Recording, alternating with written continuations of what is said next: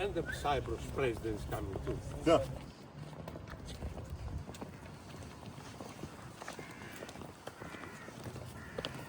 Mr. Trump, there are two words I will tell you about the phone.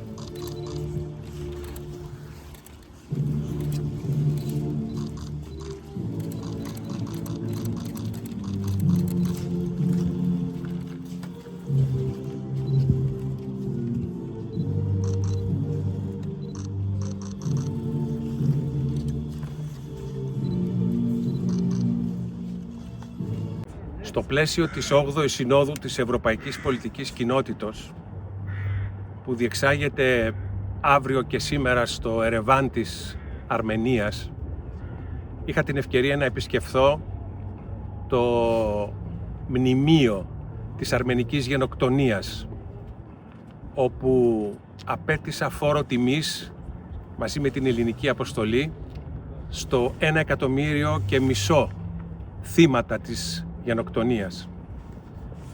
111 χρόνια μετά την αρμενική γενοκτονία από την Οθωμανική Αυτοκρατορία δεν έχει σταματήσει να κυλάει η ανάμνηση δραματικά αυτού του γεγονότος.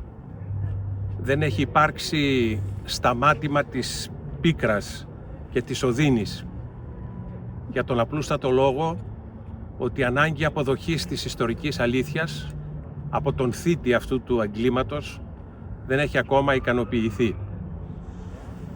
Η Ελλάδα είναι γνωστό ότι έχει παρόμοια δραματικά βιώματα με την Αρμενία και η χώρα μας κρατά άσβεστη τη μνήμη αυτού του δραματικού εγκλήματος και πιστεύουμε ότι μόνο με άσβεστη μνήμη παρόμοια εγκλήματα γενοκτονίας δεν θα επαναληφθούν στο μέλλον.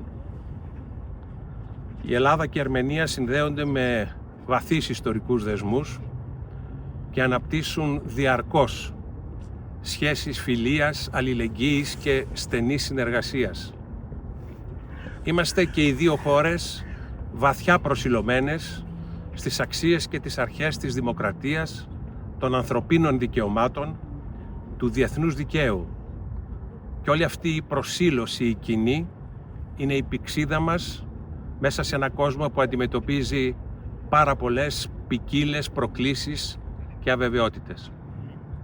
Το μνημείο, το υποβλητικό μνημείο στην αρμενική γενοκτονία, δεν μπορείς παρά να σκύψεις το κεφάλι, να σκεφτείς όλα αυτά τα εκατομμύρια θύματα, αλλά και να ελπίσεις πως στο μέλλον η προσήλωση στη συνεννόηση, στη συνεργασία, αλλά και στη διεθνή ειρήνη θα είναι αυτές οι οποίες θα δίνουν τον τόνο στις διεθνείς σχέσεις. Yes.